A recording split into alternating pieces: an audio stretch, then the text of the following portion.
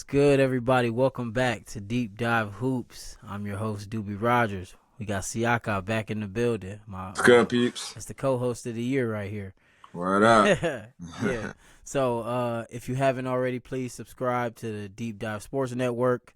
Also, join our Patreon. This is the first week we will be posting some episodes, some content up there on the Patreon. So, please go in the description below and check out the Patreon. Today we are back. We're gonna talk about these Christmas Day results, and we got some questions. Just some debate topics to throw around on these. We're gonna talk about a couple players who we think need to get traded out of their situation, whether that mean the team need to trade them or they need a fresh start. All the same. But yeah, Let's start with Christmas Day. Christmas Day results. Cavs and Knicks. I'm gonna let you take the lead on that. My fucking Cavs, man. It was close. It was close. If you were a non-Cavs Knicks fan, I'm sure for that to start Christmas Day like a 2-point game, high-scoring game, entertaining. I'm sure. As a fan, you enjoyed it. Yep. If you weren't a Cavs or Knicks fan, well, let me rephrase that. If you weren't a Cavs fan, I'm sure you enjoyed that. Right. What a collapse! As a Cavs fan, that game to me was like the embodiment of the season, and I'll tell you why. First quarter, we come out, ball. We look like the team we were last year that won 64 games. Ball is moving. We got the offense going. Guys are scoring. Guys are playing hard. We're defending. We got the Knicks on their heels. Feel like in the second quarter, that I don't want to call it. I ain't gonna say mental weakness right now. But not yet. Let me I'm get the story. You feel me? That lack of focus, right? That lack of aggression. That put your shoulders down and relax. And I feel like again we started showing some of that inattentiveness to the details. Right now, rebound, not rotating, ball sticking a little bit. We kind of let the Knicks make it a game.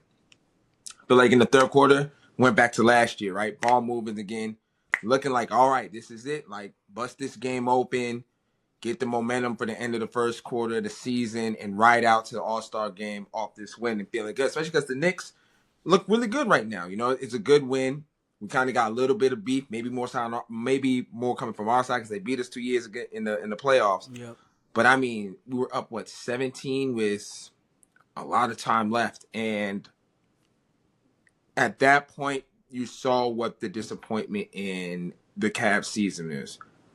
Again, the ball started to stick. We kind of got to a little bit of hero ball. And Donovan Mitchell can do that, but you don't want to make him do it all the time, right. And then he's still a 6'3" guard. He's a great scorer, one of the best top 2-3-2s in the league. But he's still 6'3". And you don't want to have him carry you every single time. But the lack of attention to offense, the ball sticking, and then just the mental collapses, bruh. The rebounding, they killed us on the boards. I think Cat had a very clutch board and stick back, and Anobi did, I think, too. And it just showed again the collapse of what we do. We just mentally slack. We lose focus, and I hate to say it, but like we soft. And yeah. I think the rest of the league knows that now. Yeah.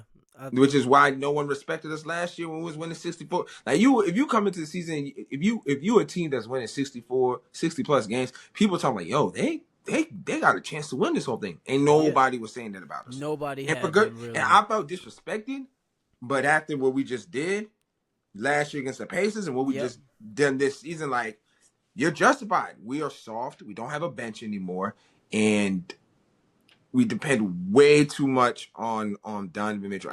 Something's got to shake. I don't know if it means packaging up DG and Allen at the end of the season or something to kind of shake, but would you do it at the end of the season or would you do it now?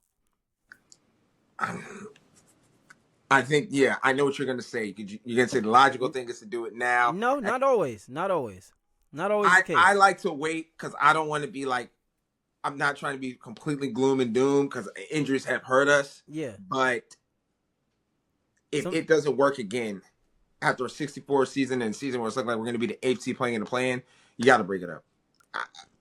If it means packaging up guys and getting draft picks and starting to get in the draft, I don't know what it means, but that core four cannot work It together. can't work, bruh. I drive through. I live in Cleveland, so I drive through the city, and they got the posters up of them four, and I'm just like, they got to take them down. These motherfuckers suck. Like, like I feel bad for Spider, man. I don't. He had a chance to leave. I don't feel bad for max players and super max players. Like, I feel bad in the sense of what I'm like. Yeah, you're right. He made his bed. He's laying. I mean, he thought this was gonna be a good team. So that's what I I'm get saying. it. You but just won 64 teams. You think, all right, they punched us in the mouth that shit. We gonna bounce like we really gonna be on their ass this shit. And you were eighth in a year where the Celtics are supposed to be down, the Pacers are down. It's supposed to be you and the Knicks.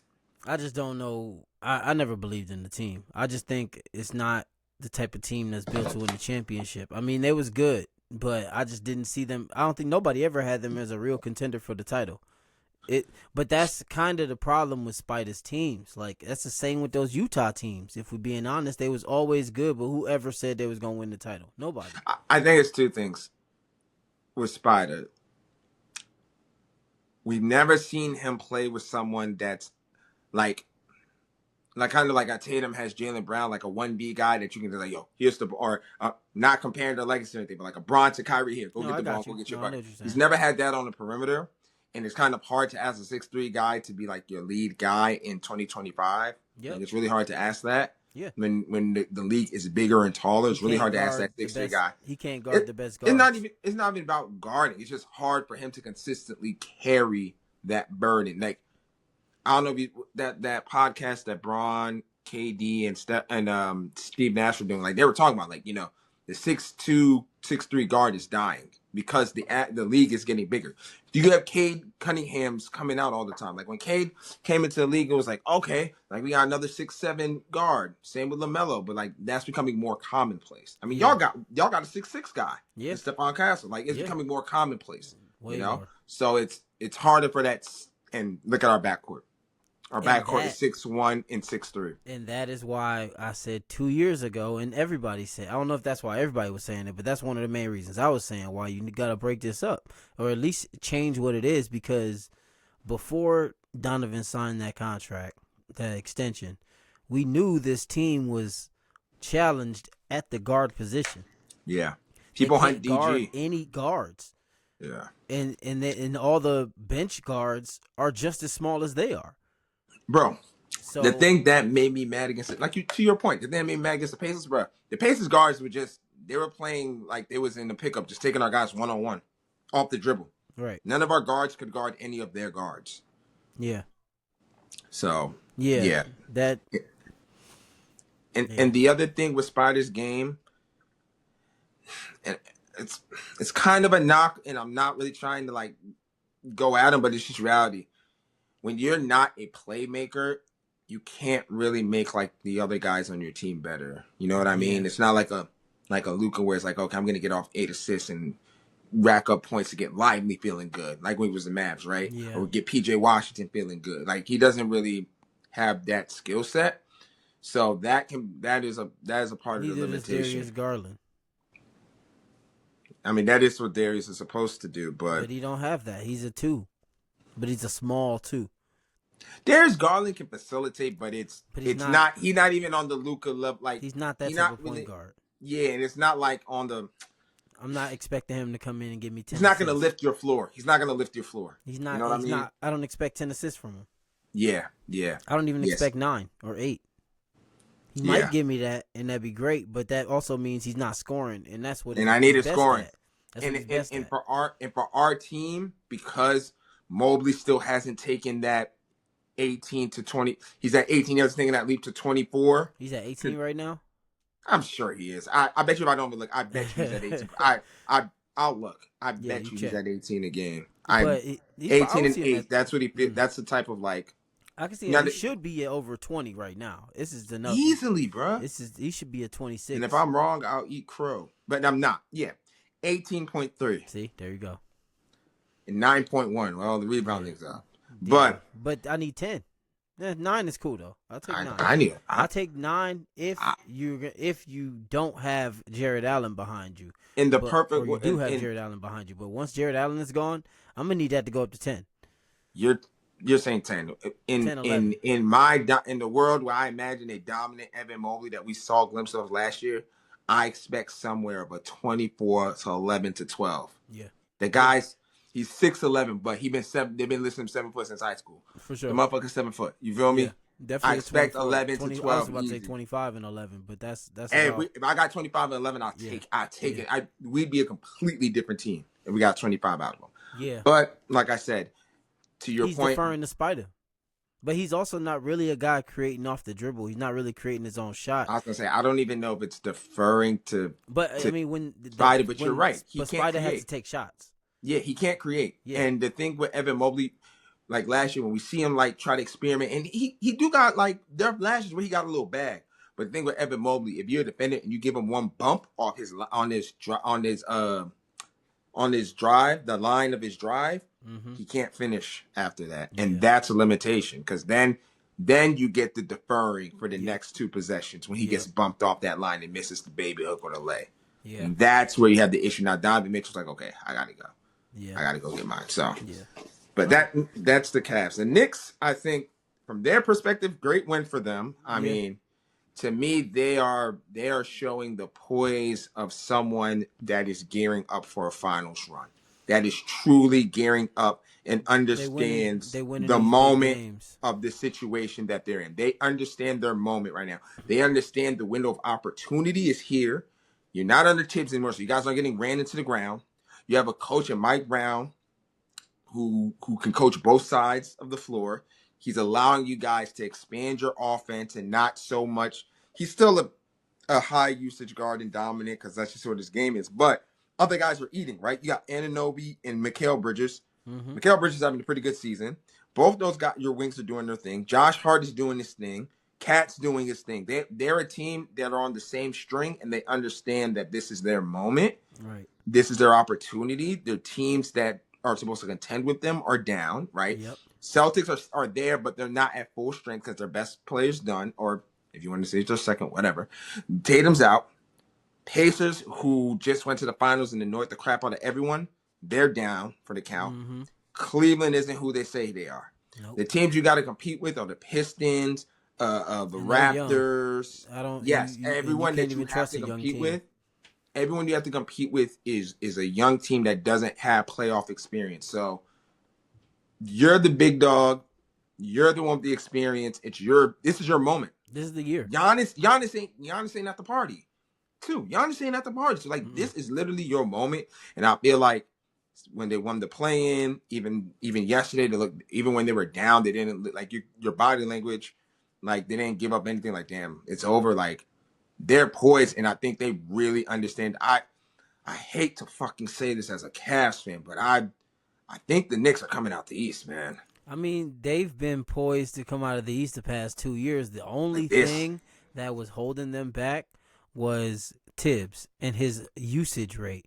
If they weren't dead tired at the end of those games, they would have been able to pull out a lot of those games at the end of the game, but they were so tired. Yeah. Play 47 minutes. Like, bro, like, come on. Like, you got to use your bench. You have to use your bench. And I think Mike Brown he's doing a much better job at using those players and found some new players like that white kid, Tyler Kolek. Man, listen.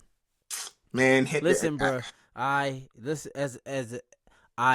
hate when a nigga I have never seen before start balling, especially on my team. He had a great game against the Spurs in that final, and I'm sitting here with Jessica, and I'm like, bro, who the fuck is this? Yeah, who is this nigga? Bro, how is he hitting these threes, bro? If we was playing 2K, he would be a 62. Who is this nigga?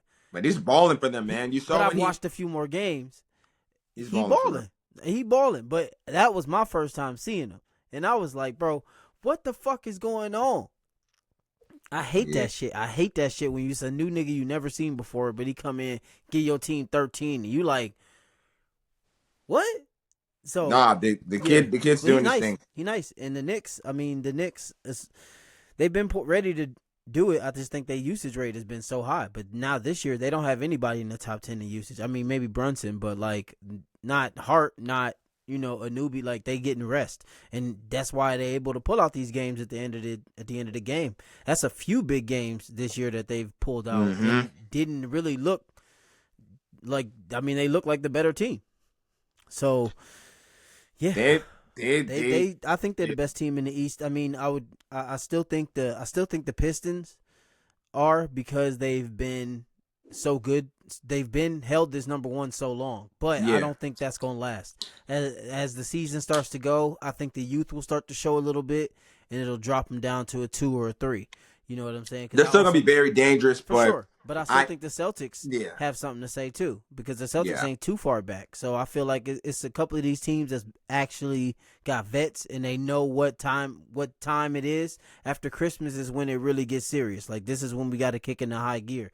And it's the dog months. It's the dog months now to All-Star game. These are the games the Pistons start to lose. Look at last night; they lost to Kawhi, dropped 55 on them. Oh my! Side note.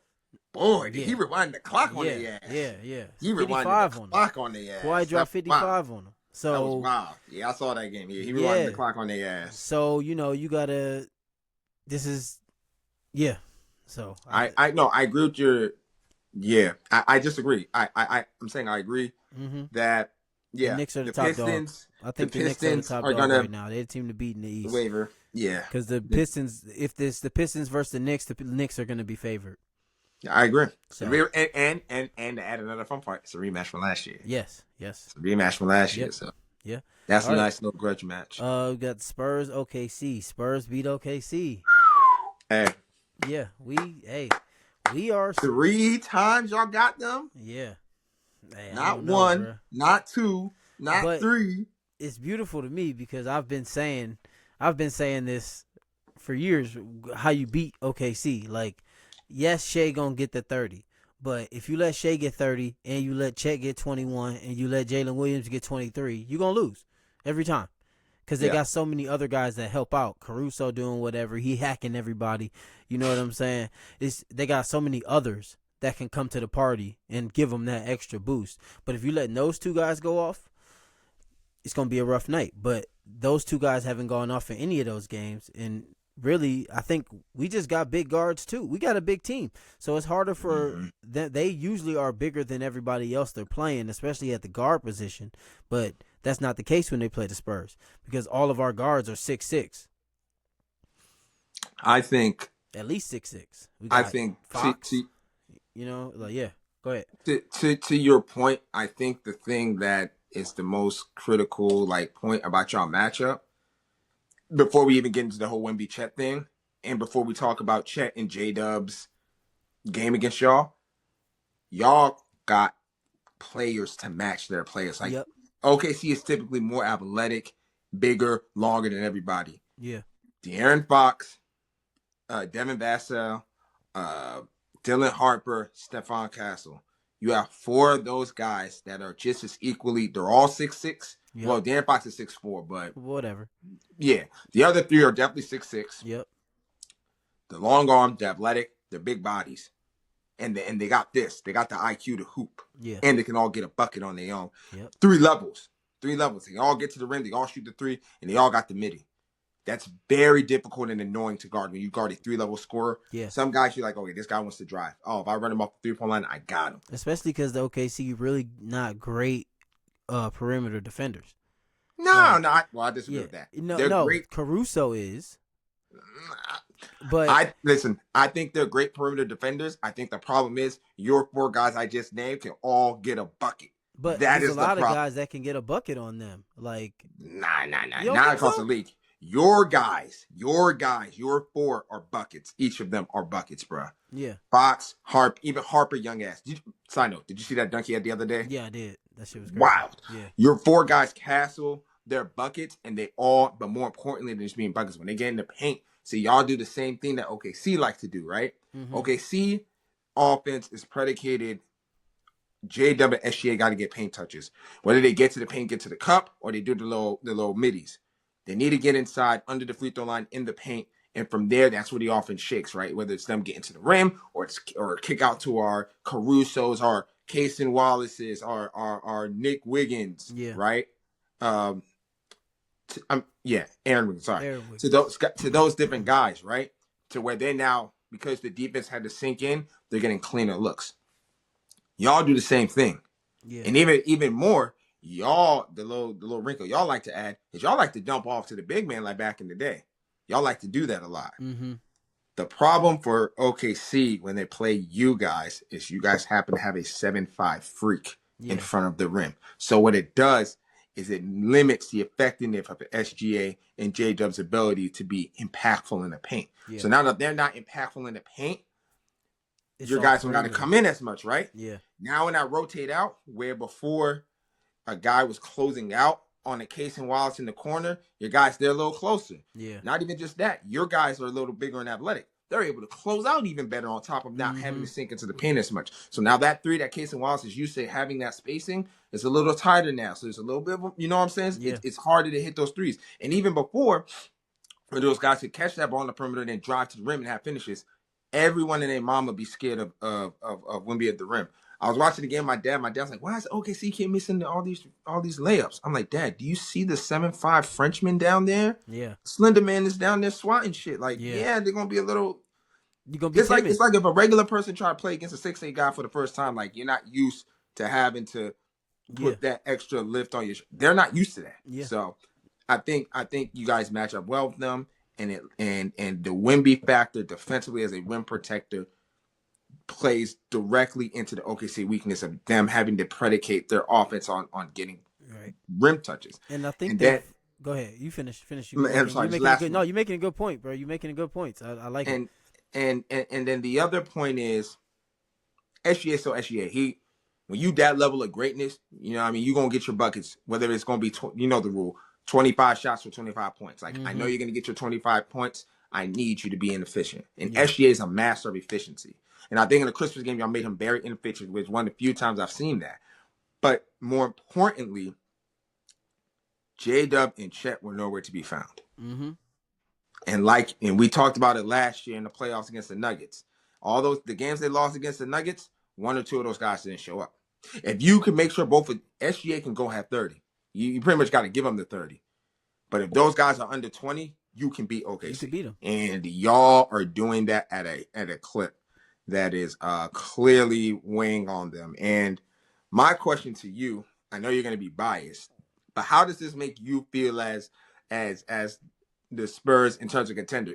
Do you think y'all are contenders, or you believe what the other, or is the other side of the coin? Hold on, are y'all contenders, or is the other side of the coin that y'all just happen to be a terrible matchup for OKC? What do you think it's more of? As a Spurs fan, a little bit of both, but I'm not gonna be so biased that I go away from what I always say. Young teams is hard to trust, and we're still a young team. So if we do say we end up with the 2 or 3 seed, we're still inexperienced. So we don't, we would be a contender in terms of like record and but like I still probably have 3 or 4 teams I would trust more than them based on having experience in the playoffs. That ain't always a factor. That don't always matter, but I think in the NBA it does. I think it really, like, if they was to go against what if y'all match up, let's say, like, because y'all the 2 seed, let's say the Warriors in the play-in, and they work that Warriors magic and get that 7 seed. How you feeling in that series? I think it will be a tough matchup. Because of the experience of that older Golden State team. I think they would know, because it's like they know a little more. Like, they've played these games against a better team. And they, so it's just like certain games, certain matchups, even against OKC in the playoffs, I would be a little more concerned. Regular season is one thing. We've seen plenty of teams go 4-0 against a team in the regular season, then can't beat them in the playoffs. It happens all the time. So, I would say they are like borderline contenders. Like this is the elevation that we kind of ahead of schedule. I don't think nobody. Oh, ain't no kind of, my boy. Yeah, ain't nobody expect this until a few years. Even just like OKC, they're ahead of schedule because nobody expect them to already be champions. They're ahead of schedule too. So it's a lot of these teams that are ahead of schedule. But once you win, you have to readjust, and they really didn't readjust. They kind of brought everybody back. They're still great. They're still the number 1 team in the league to me. But it's team, but somebody else just beat them the other night too. They got a close game on them. Yeah, well, first and foremost, let's talk about them going for the Warriors record. For their sake, I'm happy it's out the way. Yeah, because now they can focus on playing. It's a weight to bear. That's something you worry about when you realize you 50-3. Even then, dog, I'm just saying, that's something you worry about way later. Like, bro, I ain't gonna hold you. To this day, I still feel like them going for that record is what helped us get our comeback on them in 16. Like, I think the weight of that, all that shit adds up at the very end. And I think they just made a lot of vital mistakes. And I think Draymond, just like always. Mental fatigue, though. Draymond, just like always, is the heel in their thorn. Like the thorn in their heel. He is consistently the thorn in their heel. He helps sometimes. He's gotten them helped get them 4 championships. But he's always the thorn in the heel. He always does something that just throws shit off. And it's like, why did you need to kick LeBron in the nuts? Why did you feel the need to do that? I appreciate that, bud. But it was a cascade of things. It was also Andrew Bogut going out of the game. Then he's gone. Now LeBron, just like we was talking about with size, when you got that size down there, it stops guys from going down there. Even if it's just 15, 20, 30% more they stopping them, they still stopping them from going down there. Once Bogut was gone, LeBron was like, oh, I'm about to live in the paint. That's when he had 40-something the next game. He was like, I'm about to live in the paint. So it's like, that kind of – so back to our regular point, though, I mean, I think the Spurs are contenders because we got a guy like Wemby, and we found a sweet spot with his minutes. Around 28 minutes is like a sweet spot where the guards can still all have their space because they need space because Wemby taking up space. That's why he's trying to be up in the three-point line because our guards ain't really shooters. Like, they want to slash. They want to attack. So if Wemby down there, it kind of clogs the lane up a little bit. So I understand why he's trying to pop out and create space in that way. He needs to play a little bit more inside. He should have a Giannis mentality with the 3. He should. That's what I would want. Like, you can do the same. I would want him to be more like a Tim You Duncan. can do the Giannis. But I don't mind him being more like a Tim. Giannis. Yeah, but I don't mind him being more like a Tim where he operates from the post. Timmy was never in the way. That's the thing. Timmy was always he if he got the ball, he was either going to create something or he was going to the rack. That's fair enough. You know what I'm saying? Like, that's fair. Timmy was never in the way of anybody else. So that's more so what I mean. Not necessarily his skill set. I don't know if he's as good a passer as Timmy or anything like that, but he I got you. Operate in that way.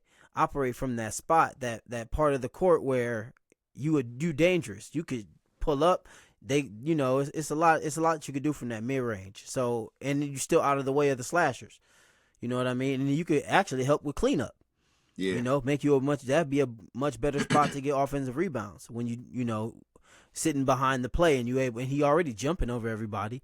So I'm happy. I'm happy with how we look, but we got to get to the All-Star break. It's still early. It's still early in the season, and I don't know how many games Wemby gonna miss.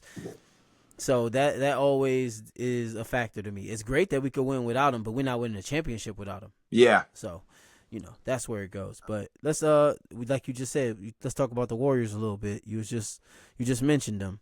How do you feel about the Warriors? I think I don't see how this team is winning anything, to be honest. I think it's a pretty much like, even if at their best, what is this team? An 8 seed? I'm gonna tell you what the Warriors are. I'm gonna tell you exactly what the Warriors are. The Warriors, they're the old soldier, the old warrior, who's seen 40 million, who's seen 100 battles. Mm-hmm. He's got all the scars and everything. He's got the nasty, the cool anime scar on his face. You heard that's the legendary da-da-da-da-da. Right, that's the legendary he doesn't Golden fight State anybody. He's a drunk or something. Yeah. That's the guy. So you laugh at him, but at the same time, that motherfucker pick up the sword. Like, do you really want to fight him if he pick up the sword? Because everybody know. Like, in his day. That was a bad motherfucker. He was a bad motherfucker, and you don't want to mess with him. He has fallen on hard times, and he's not as sharp as he used to be. But see, you might be able to get him. And that's what I was, before we moved on, this is what I was going to connect the Spurs to, right? The Rockets last year. Yeah. Remember the Rockets played them at 2-7. Great seat. Was that last year or the year before? It might have been. No, it was last year. The Rockets were the 2 seed. It was last year. Because the year before they played the Kings. That's kind of who. Another situation. I'm pretty sure the year they were the three. It was 3 versus 6. Yep. Both them years they were the lower seed. You were kind of like, all right, these guys are kind of washed, but they still have the greatest shooter of all time. Yep. He's probably the number 2 point guard of all time on their team. Mm-hmm. That guy, as much as I hate that motherfucker, I respect that motherfucker. Yeah. He is not someone I would want to play in the playoffs with no pressure. Not at all. Think about it. They have no pressure to win. Last year against the Rockets, they were just an older team. Same thing against the Kings, the older guys. They're not I'm not gonna sit here and say, oh, Warriors are going to the finals. No. But in the same breath, I would if I could avoid them. If I would avoid them in the first round. Huh? First round, you always want to avoid them. And that's why I say they're dark, because all you need in the playoffs. Draymond knows what he's doing, even if he's kicking nuts or whatever. Steph know what he's doing in there.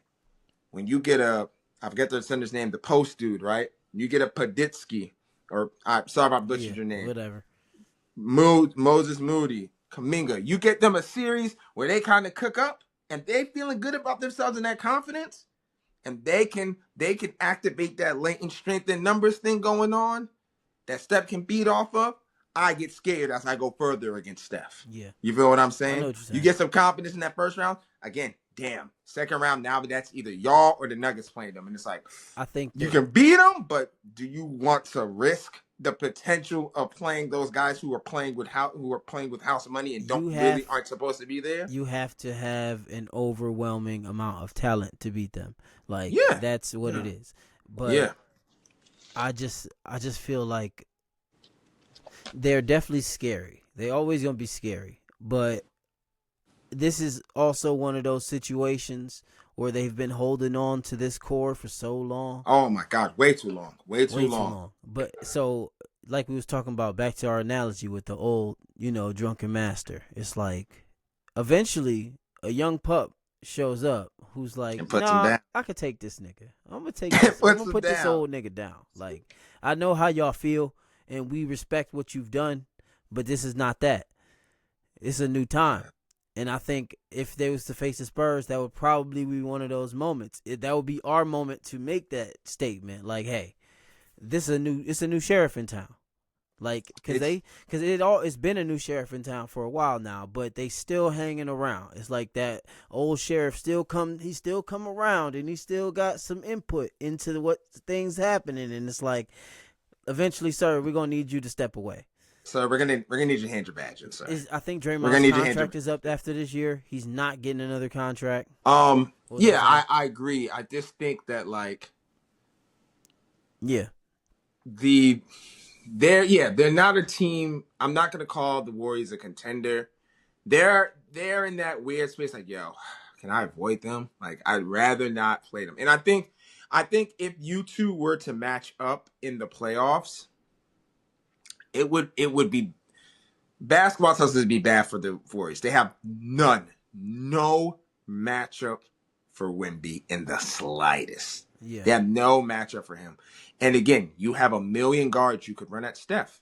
Yeah. But just like the Rockets last year, y'all are inexperienced. Like, if y'all go to the playoffs, that's why, like, just to quickly touch back on the Spurs OKC thing about the contender, I'm not going to know if y'all are a contender until that first round of playoffs. I need to see how y'all come out, because your guys haven't been there. In the regular season and playoffs are two different animals. I need to see what y'all look like in that situation, in that setting.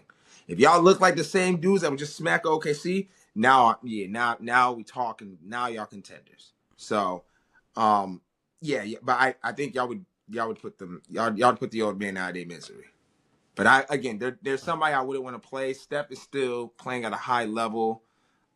It's just, I hate to say it, but it's like, it's the curse of success. You guys held on to Draymond. He probably should have been gone before. He probably should have been gone with Clay. Not probably. He should have been gone with Clay. Should have been. He should have been gone before Clay, if we're being honest. I mean, he should have been. He should have been gone. He should have been gone before Clay. The only reason you got rid of Clay because the injuries just took away his shooting, unfortunately. I think that Steve Kerr just lost faith in him.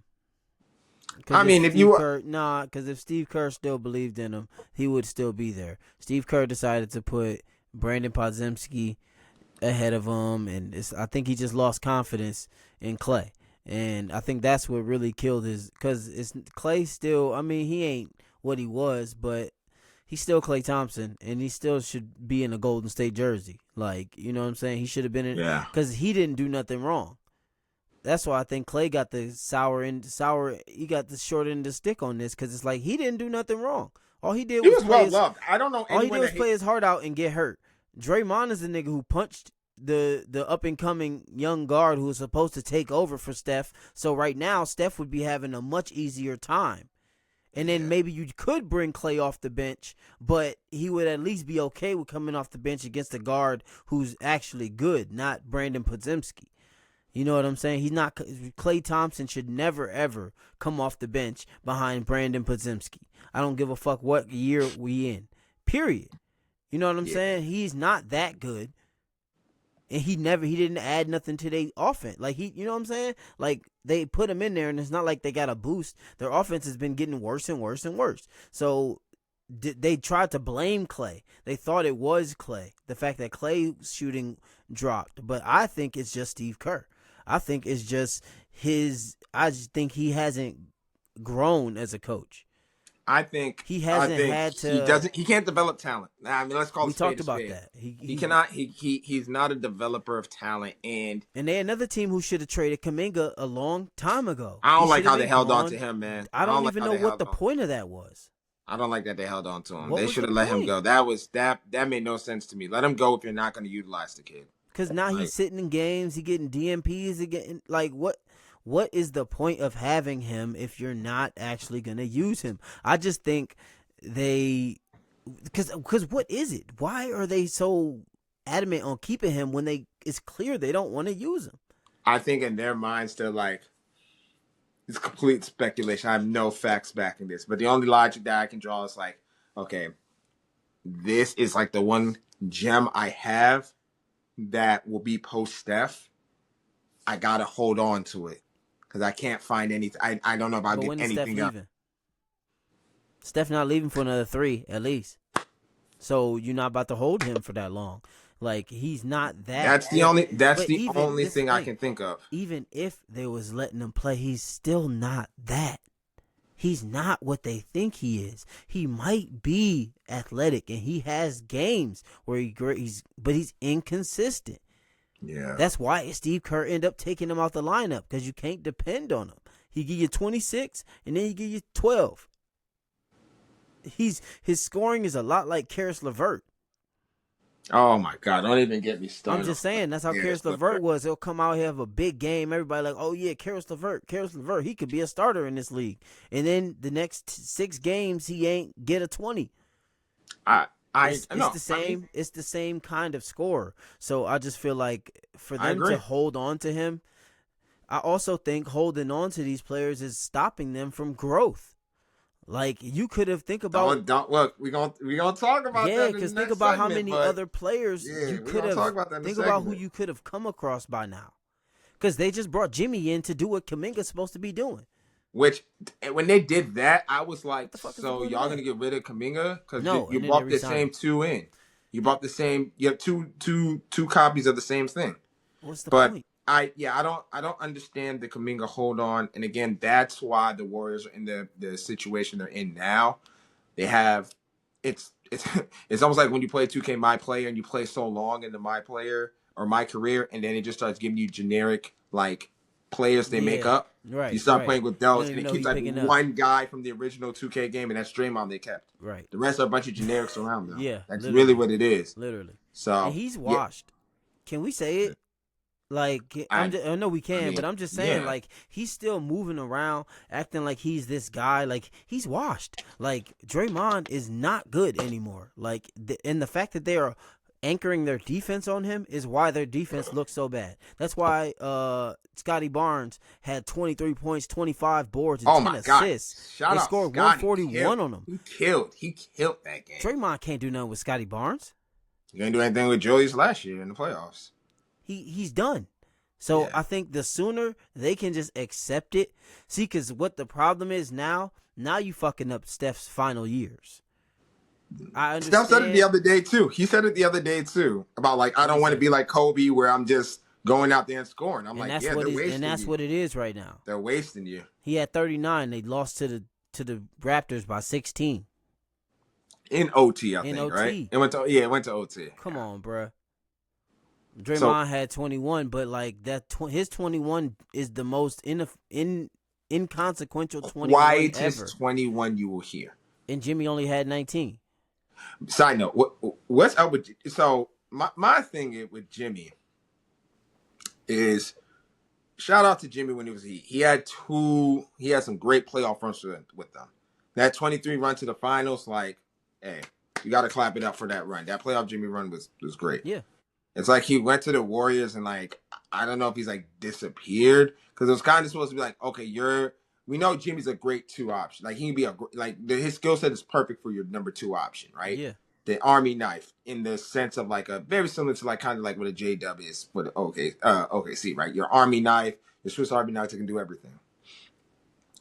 And he kind of did that for a little bit last year, but it's like when Steph went out in the playoffs, he just like I don't know if the age is hitting him, but he fell off the cliff. So it's really Steph there by himself, and they're not. Yeah, like I said, you just want to avoid. They don't got no talent, bro. But they Mavs have talent, but they not using it properly. Like, and they could have had different talent if they got rid of these guys when they were supposed to, because now all the value's gone. Nobody wants Kuminga. I mean, I'm sure teams still want Kuminga, but like they're not about to give you what they would have gave you. They might give you the house. They're not giving you the house anymore. But if 2 years ago you would have been like, "Hey, Kuminga's up for trade," they would have gave you something. Yeah. Even picks. This is the last 4 years. They should have been gathering picks. You should be finding the next guys. If it's not Kuminga and Moody, like. I mean, they've been drafting guys, but these aren't guys who. I mean, the problem is to get those guys, you have to be really bad, and it's not even that, bro. But you can't be really bad when you have Steph. So and they didn't develop those guys. Like Kuminga could have been much better than he is now, for sure. I bet like Moses Moody could have been better than what he is now. Wiseman, you had Jordan Poole, who was the heir to the Splash Bros. Yeah, and even though the Wiseman thing didn't work out, you might have been able to shake something from that. Yeah. But no, they've had high picks. They just have whiffed. And they had a future. Draymond punched the future. Yep. So, as you said, they're in the situation where they are because it kind of reminds me of. It's like when you're messing with a crazy chick and like, you got to break up with her. Like in your mind, and you just like, damn, if I break up with this bitch, she gonna break my car, she gonna smash windows, I gotta be ready. She might come to my job. She might come to my job and wild out. So you like, all right. I may have to stay with her for a little bit, just so like I a little bit, or like let me just do some shit where she just leave on her own. You feel me? Yeah. That's what they be acting like they scared of Draymond. Yeah, I'm gonna let her break up with me. They be acting like they scared of him. Yeah. They be acting like they scared of him, bro. Like is Draymond gonna come in there and just start swinging on niggas? Like, no, hey. I mean, well, shit, he might. He actually might. Hey, I think this needs to be the last season with Draymond Green on the roster. If you want to preserve, it won't. It's nice thought though. Nice thought. Listen, how much years he got left on his contract? Can't have that much. Who cares? He's sunsetting with them, my nigga. No, he is. I don't think so. He is. You in your heart, Draymond's going to sunset with the Warriors. And you know why he will? You know why he will? Because Steph ain't say not to. I think that's if Steph, the only way Draymond is going to get sunset is if Steph telling him you got to get the fuck. And as long as Steph is neutral, listen. As long as Steph is neutral in that aspect, or he does, or he confirms it and says keep him. He's good. If Steph not complaining, bro, then everybody's riding shit. You gotta ride it out. That's the thing, bro. I think Steph being neutral is what gets Draymond gone, because that's what got Clay gone. Okay, fair enough. Clay was more of a money thing, though. Clay wanted the money. Fuck that. Clay wanted the money. There wasn't the reason Clay left is because the number wasn't what Clay wanted. Because y'all gave Draymond they were offered it. He was offered bread to stay, but it wasn't the number he wanted. Y'all owe me more. I'm not disagreeing with you. Y'all owe me more. I know what he's saying. I know what they saying. But y'all know y'all owe me more than that. Y'all owe me what I'm asking. At least one last time, y'all owe me what I'm asking. Word up. I've given y'all 4 championships. I tore my Achilles for y'all. I tore my ACL for y'all. Y'all owe me. And the fact that they got rid of him like that, it's just ever since Bob Myers has left, they have made decisions. He said he left because he didn't want to get rid of them. He didn't want to have to do this. But yeah, he said that. He said that. He was the only one that could do it properly because he was the only one that could do it, get in the room with them and be like, hey, you know I love you. But you got to get the fuck out of here. He was the only one that could get rid of Draymond, and he knew he didn't want to do it. He didn't want to have to do it. So you're telling me the rest of these motherfuckers in the organization just running and walking around scared of Draymond? I think Draymond just bullying niggas? I think more so they just don't want to upset Steph. I think everybody walking around on eggshells because they don't want to. Steph's attack dog. Because you don't want to upset Steph to the point where he wants to go. Yeah, I don't think that would. I don't know if that would ever happen. But at the same time, how long does Steph stay in this position? Steph still got good years. You know what? What's funny? Steph, even though Giannis is younger, Steph and Giannis are low key in the same position. It's like perfect together. You're still in your prime, more so Giannis than Steph, but Steph is still in that All NBA range. Yeah. You're in your prime right now. You're in your championship window. That's how I'm going to phrase it. You're in your championship window, and are you going to stay in the shit show of an org that you went and won with them, or are you going to go look for a situation to win again? I think Giannis, because Giannis is younger and won less, it's more acceptable for him to go. I feel like Steph is basically a step away from that Dirk, Kobe, for sure. Michael for sure. He can't status of being an all-time warrior. Michael left. Nobody count the fucking war. I'm just saying though. Michael. Nobody, and this comes from a nigga that lived in the DMV. No one count them. But he did leave, and he did go play 2 years somewhere else. Now it might have been in the twilight, but it could happen to Steph because if they let's put it in the world. This is the scenario. They finish this year 8 seed. They don't get past the first round. They end up coming up against OKC or they come up against the Spurs or something. That'll do it. Now, they come into the offseason and they bring Draymond back. They don't add talent. What do you do if you're Steph Curry? Do you stick around with this team? I just think it depends on how much you want to win. Yeah, it all depends on Steph. If he values his legacy and his name with Golden State, then you stay and you just fade out. But if he said it the other night, he ain't trying to just come out here and score. He said he's not trying to be Kobe in the last season. That's a telltale sign that hey. And Steph is in a moment of flux. He's off of Under Armour. Things are changing. I wouldn't be shocked if a divorce happened because you know what I'm saying. It just seemed like a lot of things changing for him. Yeah, you know what I'm saying. Yeah. And it's like I could see those type of situations start to happen where it's like it's a lot of new beginnings, new changes. So who's to say he might not? I mean, because I don't see him wanting to stick around in this situation in an 8 seed. Because if you're an 8 seed this year, they've been a play-in team for the past 4 seasons. 6 seed 2 years ago, 7th last year. Shit, they about to be 8. It's only going down. There was a 9 1 year. Like, come on. Like, at some point, I want to go in. Because he's still got years. He's a shooter. Oh, yeah. He's still got at least 5. Stop. You know what my greatest fear is of this season? If Giannis somehow made his way to Golden State, I would be... I don't think he can leave. But for even last year, I was talking about with my friends, like, if Giannis somehow found himself in a Golden State Warriors jersey, holy shit. That would be scary. Yeah. And that's scary because, again, Steph is still Steph. That's what's got to happen, though. It's got to be something like that. It's got to be something like that. That's the only thing that's going to make him stay. Yeah, I agree. Because I just don't see him wanting to play the last 5 years of his career as a loser. Not like this. Not like this. Not like this. He still got it. He can still catch Jordan. Yeah. He can still catch Kobe. He can still catch those guys. He still can get to. Surpass LeBron. Yeah. Yeah, and I think I think now. Do you think they would ever play together? That's too. We're gonna talk about. No, they better fucking not. Yeah, Listen, I get it. I get it. Let's move on. Player move. If that ever happened, I will stop watching. Let's move on. Let's move on. Lakers and Rockets, man. Is there really much to talk about in that one? Only reason I brought up the only, and like I told you in the game, I told you. I think we go right to the Nuggets one. Hold on. No. We gotta talk about one thing. JJ Redick. How do we feel? My thing with the Lakers, it's like, and this is my thing with like the media.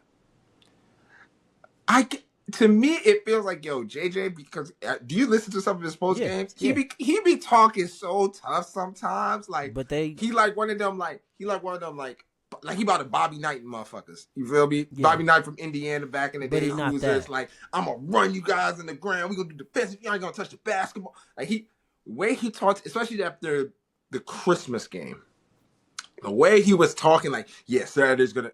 I think it was after the Christmas game. Like, yeah, Saturday's gonna be an uncomfortable practice. You know, it's the same guys like giving effort on defense. And I'm like, part of my head, I was like, yeah, you saying all the right shit. Like, that's the shit a coach is supposed to say. Right. To the players. Yeah. Not to Why us. are you telling the media that? Yeah. Don't like, talk tough to us. It's like because to us, they only look like this because you're not pushing defense. I don't think it's that.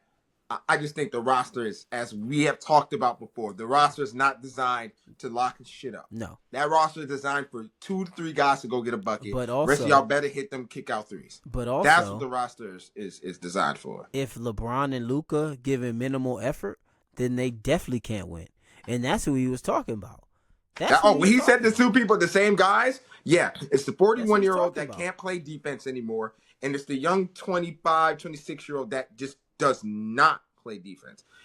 It's already hard enough, even when you had a defensive anchor. But it's because they have so much to do on offense because the team is ass. Listen to me. No, I hear that. Effort. No, defense is effort. So I totally understand where you're about to go with it. You could play harder on defense, but at the same time, these motherfuckers are playing. They already injury prone. I put LeBron in that injury prone. Yeah, he's 41, bro. Now. So like, he's 41. Like the more they given, the easier it's gonna be to lose them. I'll say this, and I think that's how they feel. That's definitely how they feel. Yeah. My only rebuttal to that is, Jokic isn't a great defender, but he ain't the cone that Luka and Bron are. Yeah, for sure. And the one thing that I give Jokic credit for, Jokic understands that he ain't no shot blocker. Mm-mm.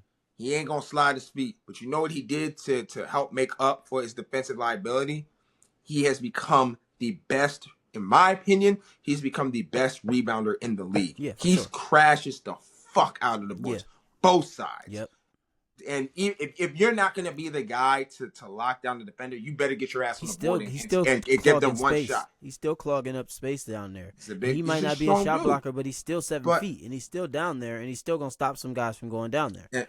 And my thing with the Lakers and the JJ Redick situation, even before Luka got there with AD, when AD was there, this team was a defensive liability. They won in 2020 off the strength of AD. I feel like he got robbed. He should have won Defensive Player of the Year in 2020 because that team was shit on defense. But AD was so great in his KG role, playing safety and telling guys where to go and blocking shots, being able to switch out on the pick and roll on guards. When AD took a little bit of injuries and a little bit of a backstep on defense, you saw the Lakers defense collapse wholeheartedly. Yeah, for sure. They still had that shadow because, again, my favorite player is Bron. That motherfucker has not played defense since he got in LA. He played defense in 10 years. He stopped playing defense that last season in Cleveland. Yeah, and see, when you talked about like, oh, Luka and Bron have so much to do, that's why they're not playing defense. No, you still play defense. But 18, I would have been fine with using that excuse. Literally in 18 he on the cast, he quite literally, and even then, he still, even though he wasn't first team all defense, he was still playing defense. Oh, he's still playing. Yeah, but he was. That's when you saw him start to like not go for certain things. It's like, oh, which I understand. But if I have to drop 40 points for my team to be competitive, I'm not gonna give you the 110. I'm gonna give you like 85 on defense, and I'll give you 100 when it's the last. That's the only way. That's the only way to be able to But pull off what he did. With Luka and JJ and that whole situation, I think it really does come down to it is effort. I mean, at the end of the day, their team is you can survive a lineup having one defensive liability. You have four other guys to protect one guy being a liability. If you have two guys on the perimeter who are liabilities, you're fucked. Because now it's literally, I'm going to put you on the pick and roll. I'm attacking both of y'all. Yeah. And the sad part is, in defense, when you scramble and you have to rotate, so like if me and you are matched up, but through the floor of the game, you're running off screens, or someone got beat and I had to help, so I'm no longer on you. You know, that's scrambling. Yeah. Bron and Luka fucking suck at that. Yeah. They'll get all if they won't cover their new man. They won't cover the help side properly. Yep. They won't even box out. So when you don't do that, like that stuff that doesn't show up in the stat sheet, like sure, there's been a couple games I think I've seen Luka have like 3-4 steals. You're like, oh, okay, he played defense. No. If you watch the game, yes, he got those steals. But how many of those possessions I just talked about in scramble mode or help side did he not get over on his rotation in time? Yep. Right? How many times did that happen? A lot. So that's what I'm saying. Like it really comes down to effort, and they're gonna score points, but if they don't defend, like they're not gonna be good. And again, that's why no one, like as good as their record will be, no one will really consider them contenders, because it's like when it gets to the playoffs and this becomes a half court game, and y'all boys got to sit down in that stance for 24 seconds, y'all are fucked. Yep. And I can beat you. So that's why I think people don't see them as contenders, and that's why I say like. It's not so much on JJ. Like, I'm not gonna like. I don't know what a coach can do to like motivate you to play defense. It's kind of a you thing. Same thing like when people talk about like the Cavs. Like, how much can Kenny Atkinson make you not soft? Like, that's kind of a you thing. Can only do My only thing with JJ is like, bro, don't be over here gassing shit up like you about to really be on these niggas' ass. And then you got DeAndre Ayton talking about, oh, y'all let him like gas y'all like that. So I'm just like, bro, like. I don't think you them. See Kenya Martin said the same thing. I don't think it's like a respect thing, but it is because it's one of those things. It's like, bro, and this is why you guys were great, right? This is why Greg Popovich was a great coach. When he got Timmy to buy in, it makes everybody else fall in line. Mm-hmm. Oh shit, Timmy, the all-time great number one, or I think it was number one pick, whatever.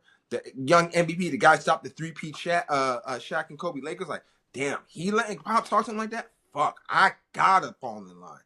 If Luka not gonna play defense, if Bron not gonna play defense, why the fuck is the 10th man gonna give an extra rotation help? Like, you feel me? Like, he is so he can get on the court and keep his check.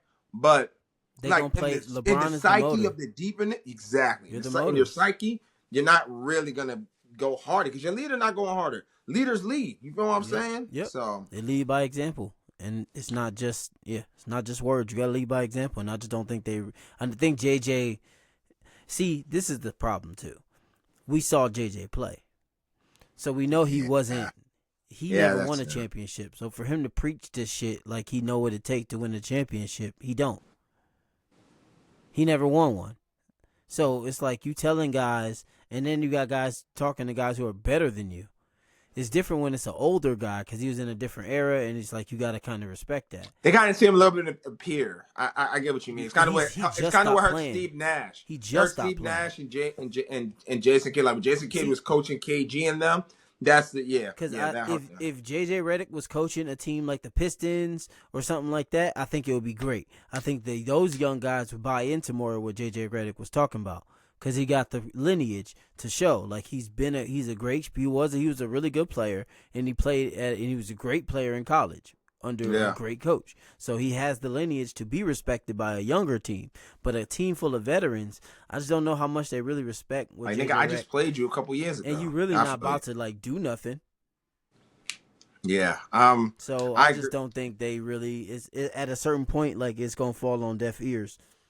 And I think the only people are getting on JJ for I think at the end of the day, if your supposed top two guys aren't defending shit, like what are you gonna do? What can you do? No one's gonna buy in. Yeah, so I think they that's why I said earlier they still fringe. I don't know about them. I gotta see. We gotta see how they even finish the season because now they just lost Austin Reeves for 4 weeks. So Yeah. let's see. The Lakers came out yesterday and acted like they had effort, but can you sustain this for a week? Can you sustain it for 2? I doubt it. So I think by 3 games from now, we're gonna have the same problem with LeBron and Luka not actually playing defense, and it's gonna be the same shit. So I don't know about them. I think if they was to go against a young team, they would have a lot of problems. Oh yeah. Oh yeah. They're going against anyone that runs, any type of athletic, they're fucked. Yeah. 100%. Yep. So yeah. I think they got to figure out that defensive side, but they're also kind of old, and yeah, I don't think the Lakers will be able to truly build a contender until they offload that Braun contract. Yep. And they go get some wings and some defenders. Because what they need to do with the Lakers mindset needs to be, I need to rebuild that 2014 Dallas team in LA. You have your Austin Reeves can be the Kyrie. Go get you some PJ Washington, some Derek Lively, some Daniel Gaffords. Go get those motherfuckers around this dude and watch Luka work. Watch Luka magic work. Yeah, but you need that $50 million. You need that. Yeah, you need to free up Braun's contract. That's what you can go get those 3 guys. Because you're supposed to pay AR. You got to pay it because you're supposed to be now. You got to be paying AR and. But that's cool. You can rock out with 2. You can rock out with 2 max guys. That's cool. And get a bunch of others around them. That's what I'm saying. Like it's LeBron's 51 is too much. Yeah. Yeah, he's not taking no damn pay. 2 guys making 50. You can't have 2 guys making 50 and 1 guy making 30. Yeah, you're not gonna have shit around them. So that's where the Lakers stands. Rockets, the Rockets are looking good. They got to get it together. I still think they need a point guard. They're still missing that. That's the only thing they're missing. Have Van Vliet. Yeah, I like what Reed Shepherd is doing. The young pick, like he's hooping. But they need a point guard. They need a point guard. Yeah, and I think once they can find that facilitating point guard for them, I think because I still think he got a place on their team, but he just can't. Oh yeah, he's in the plan. He's for sure show that he's part of the future, and that he can be a nice rotational piece for them. But they need like. I'm not saying go get this player. But they need a Chris Paul. Yeah, no, I know. That's what they need. Yeah, they still need somebody to organize. Yeah, they need a true point guard. So yeah, I agree. And then you had the Nuggets and Timberwolves game of the year for sure. I mean, Jokic is just insane, bro. This man's insane. First of all, Jokic literally. I think last episode I said SGA for MVP. You think it's Jokic right now? After that Christmas game. What do you have? 56, 16, and 15. And then you got Shea dropping 3 to the Spurs. Like, and then they just dropped another one to somebody else. They've lost 4. I'm not gonna hold you. If Jokic is in that top 3 at the end of the season, and I mean guys are closing in on that gap of record. I don't know if this year you can justify giving it to SGA because of record, man. No, I think a lot of teams are going to be pretty close to them in record. Yeah, that's what I'm saying. I don't think I don't think you can do what you did last year and be like SGA got it off record. I don't think that's going to apply. Yeah. And the thing is, like with MVP, like you have these important games, these important matchups, and like your first real important matchup of the year is Christmas. Right. Like that's the first. Because, for the most part, yes, we have the in-season tournament. It's fun to watch on the Friday nights with the cool courts. But I think for the national audience, Christmas signals the start of the NBA. Because we're still watching football. This is the first time, like, oh, shit, NBA. Okay, like, who's doing good? Oh, the Pistons are doing good? Like, it's your first time to really watch, guys. And, I mean, kudos to both teams. That was a great game. Yeah. Jokic just put on a masterclass. I mean, that's some 2K he's one of the shit. Greatest players of all time, obviously. But it's just like, man, when you watch this motherfucker play, you just be like, it's just in awe, bro. Just like, how is he dominating like this? Like, he's just it's something special to see. And like, he has an all-time feel for the game. I think the one thing is everyone's like, oh, Jokic is unathletic, but bro, what y'all have to realize with Jokic is strong as he's strong, fuck, strong bro. like bull. That motherfucker, bro. Yeah. That and the thing is, like I said the last episode about the whole COVID giving him superpowers. he lost enough of that fat where he's not getting super tired at the end of games Yep. anymore. Yep. That He was play his out Achilles games. heel Yep. before the pandemic. Was like, oh man, he's great for 3/4, but in the fourth he's kind of tired. I mean, people are still trying to tire him out, but he's good. He's cool now. He's cool on it, and he could play 46 minutes and he'll be winded, but I mean he'll be good for the next game. He don't miss games either. And the thing with him, with him that makes him so dangerous to me, bro, that 2-man game with him and Jamal Murray, I ain't gonna hold you. Right now in the league, that might be the best one. I would say for the last 3 years, maybe 3-4 years, that was probably like the best 2-man game. Yeah, like it's hard to stop. Like when they go late game and they're doing a pick and roll, they can do it either way. You're like, fuck.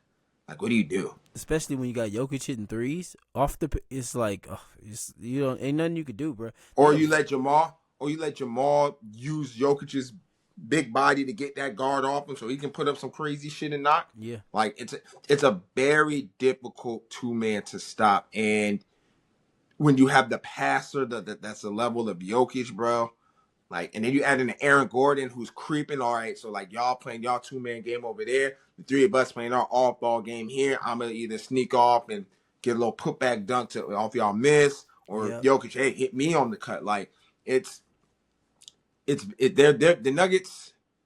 Yeah, the Nuggets are real, man. Yeah. And the pickups they got this year with Cam, more so offloading MPJ, but getting Cam, getting Tim Hardaway Jr., then you got Bron doing this thing. See, because that's another situation, bro, where it's like they got off a guy they should have got off a couple years ago, but they finally But I think they did good, though. They did good. No, but they got him off at the right time. Because it's like, now look what you was able to bring in by freeing up that. You know what I'm saying? And I understand why they kept him too. Again, cool. Success. It was after the championship. You don't want to get rid of him that next season. You want to kind of feel it out and see how it go. But they'd be bad did it right. They would have held him this year and then they tried to get rid of him. It's like if he came back this year, it would have looked bad. He needed to go. Terrible. They needed to free up that space for somebody else because his space wasn't so important in that space that somebody else can't fill it. Somebody else might be able to give them what they need today. What he was giving them 4 years ago when they won or whatever, that was perfect. But exactly and Struthers is good. I like Struthers. Yeah, that's a rookie. He's sophomore? like second or third. Yeah, he went to Gonzaga. Yeah, sophomore. And then they brought back Bruce Brown, who understands how to play with Jokic and Jamal. So it's like I feel like they should have never got rid of him. Never, man. Never. They should never got rid of him. Paid him. Yeah, they should just paid him that money because he was worth it.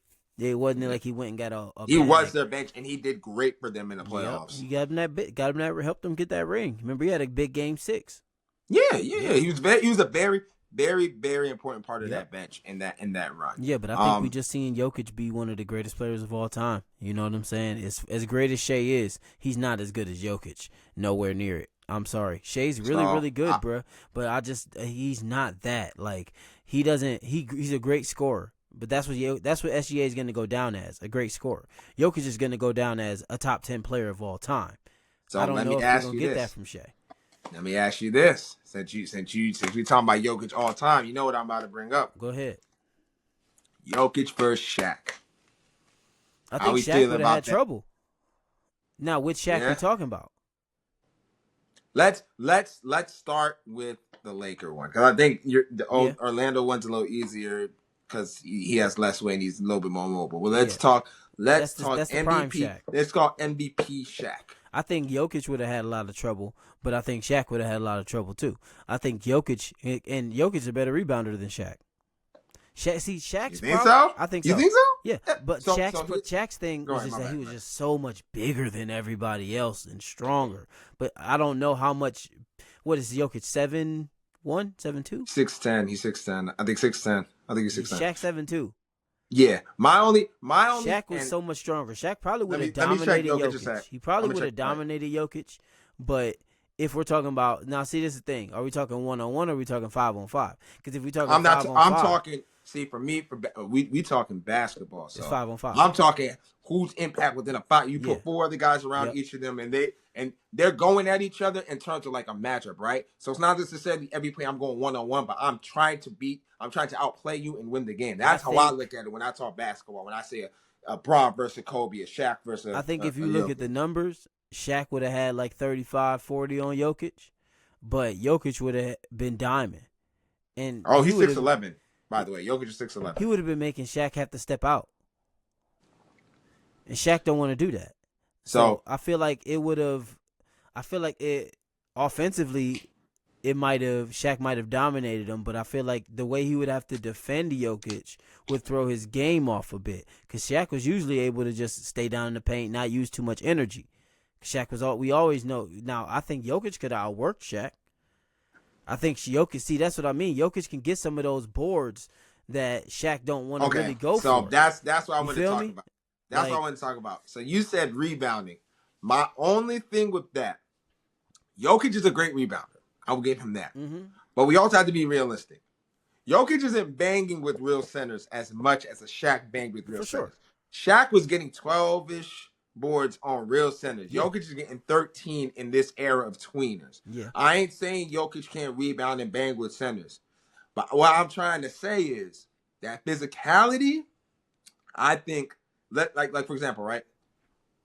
I know they beat the Clippers, but go back and look at how much Zubac had Jokic working down there physically. He did. I think, and I agree on that perimeter, because Shaq is a little arrogant, and Shaq would not want, especially Lakers Shaq, is not trying to step out on the perimeter. Yeah. So Jokic is going to be chilling and knocking down some shit from outside. But after a while, eventually Shaq is gonna have to come out there. Yep. And I would love to see if Jokic would be able to take him off the dribble. That'd be interesting to see. Yeah, thing is, Shaq was so much more athletic. Shaq was so much more athletic than Jokic. He is, but Jokic is so smart with his dribble down there. His positioning, the way he puts his body. That's why I think he would have still done okay on the rebounding side, because there's a lot of those offensive rebounds that Shaq is very lazy about. He's lazy. So he'll be lazy. I agree. Those. I think Jokic is cerebral enough to take advantage of those lazy moments, understanding like, okay, I'm not going to kill this guy. That's why I say, but I'm going to have to hustle. I do think he would have outworked him. It'd have been a tightened battle, but Shaq would have overcome him eventually. And the reason why I think that is over time, right?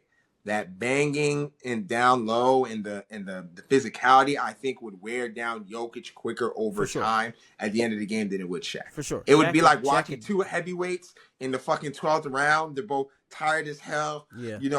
They're both about to drop. And I just think Shaq would just be able to get one more punch at the end. To get I agree. I think Shaq would overwhelm him. But I think Jokic would change the way that they have to defend. Oh, Shaq would hate it. Big Country used to cook Shaq off the jumpers. They would probably throw. Well, I mean, they don't really usually have another guy out there that's as big as Jokic. So Jokic, they wouldn't have another guy out there. So I was about to say Jokic. Jokic. I was about to say in the matchup, Jokic has to guard Shaq. I was about to say Jokic would have to guard Shaq. Yeah, I was about to say you could throw the 4 on, but you really couldn't do that. I think they both championship teams. I think they 4 was Robert Horry. So you really can't do that. And Horace Grant was there for the first one. Horace Grant was there for. Was it the first one? I think so. Well, first of all, Robert Horry ain't guarding shit. Neither was Horace Grant. So yeah. But I think you could throw Horace Grant there. But then what? You gonna put Shaq on Aaron Gordon? So Aaron Gordon gonna be shooting threes? No, you ain't gonna. That's what I'm saying. I think that's the type of matchup where neither one wants to guard the other because of how good they are offensively. But I don't think they'd be able to duck the smoke. Yeah, you would have to, which makes it fun for us. Yeah. But back to Jokic, all-time great. I mean, right now I know people are having this conversation about like, oh, he's just the best offensive player. No. And I was one of the people that try to say Giannis is better. No. Jokic is still the best player in the league. He just sucks.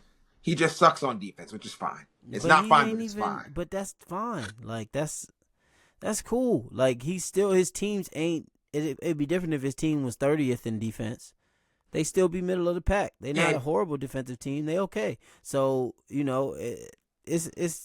does so much other shit that overtakes how much he doesn't do on defense. Because like you said, he still can be a presence down there. He don't have to be a shot blocker. And he's still a great bro. I really believe that like he realized like, yo, I'm not gonna stop anybody, but I tell you what, when that shit is a miss, I'm getting it. He really turned himself into one of the best rebounders, if not the best rebounder in the league. And it's not like we see guys dominating him.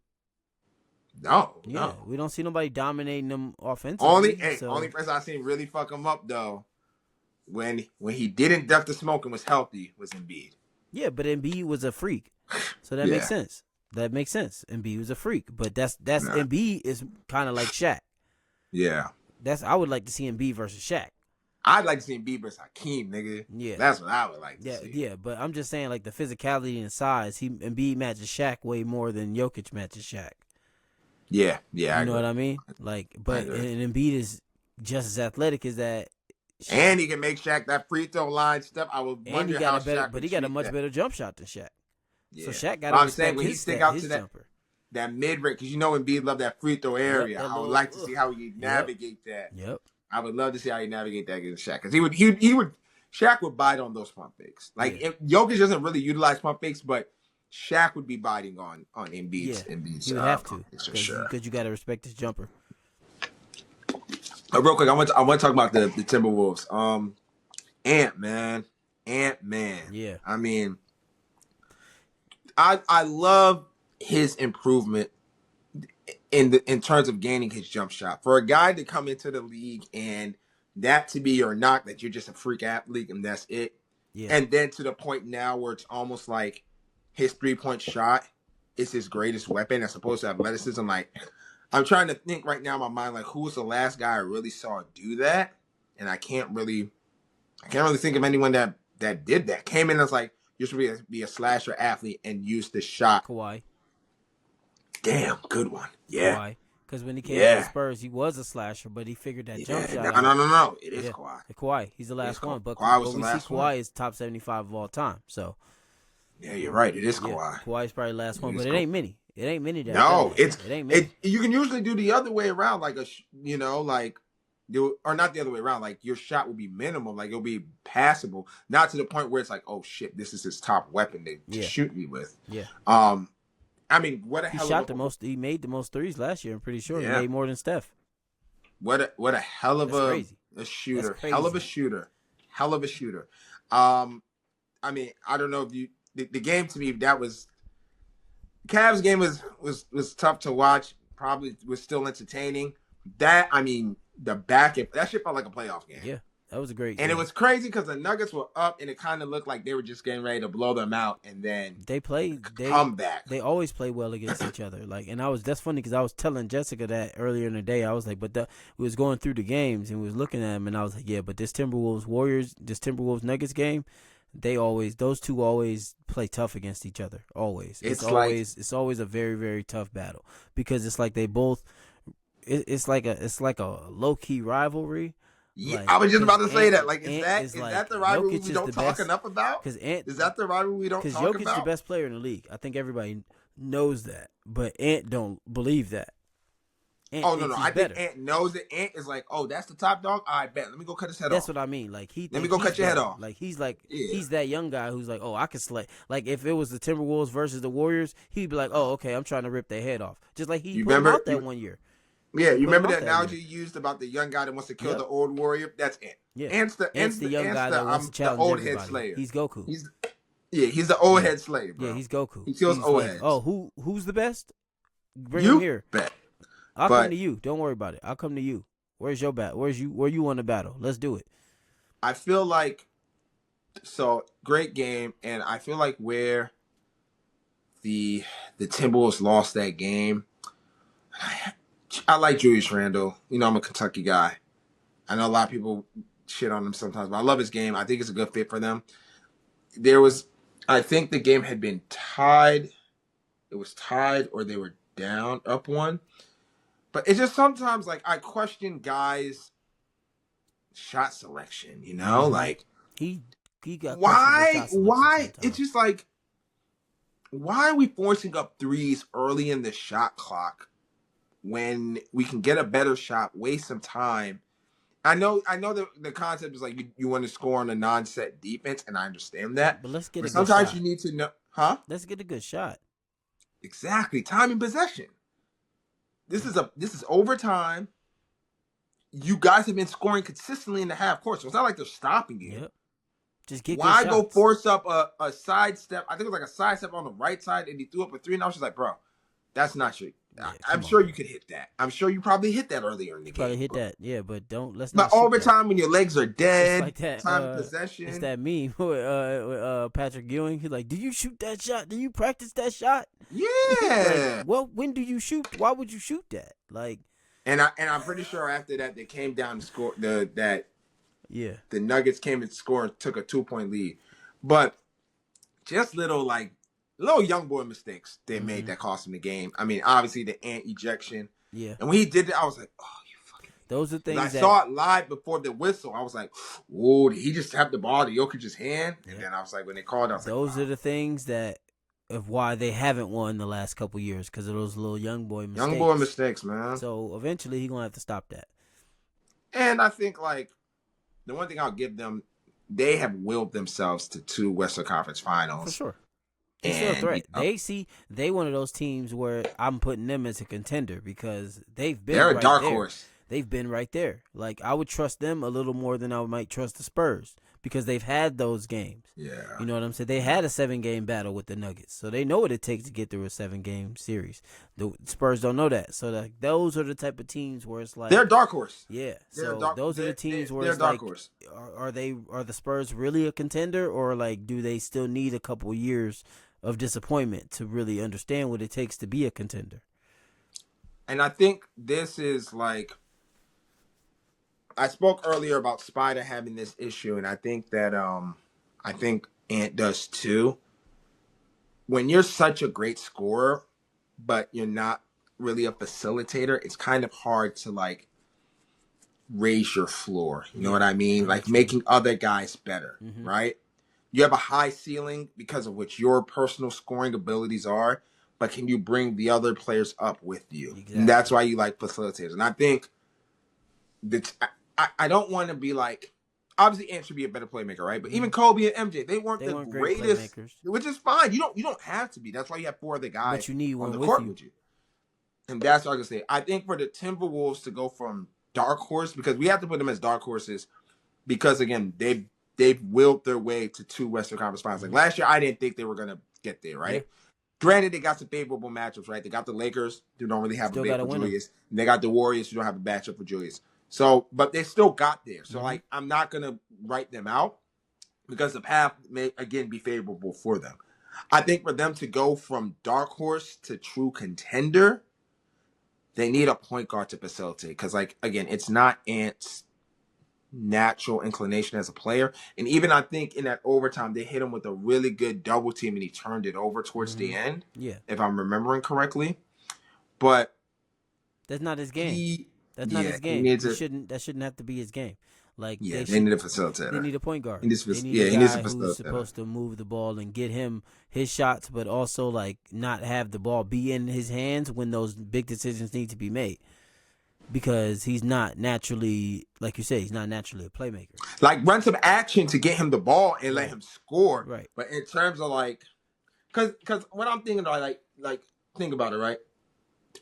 4th quarter, 10 seconds left.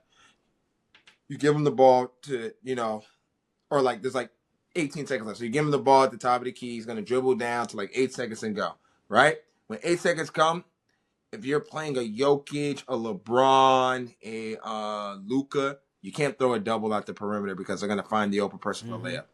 You can do that to Ant. You can do that to Ant. Yeah. And he's going to kill time looking for the open guy. Yep. And if if you're a good enough defender, you could play them passing lanes and get that ball. Mm-hmm. Yeah, or at least that's what I'm saying. If he had a point guard, right, the point guard could dribble that down. 7 seconds left. Give it to Ant. Go. Yep. Go get a bucket. Get you a bucket. Don't even worry about playmaking. Just get you a straight bucket. Go quickly. And that's okay. Yep. That's okay. You don't have to be the guy to hold it for 20 seconds. You don't have to. Yeah. I agree. You don't have to. I agree. And I think they'll be better when they're not making him be that guy.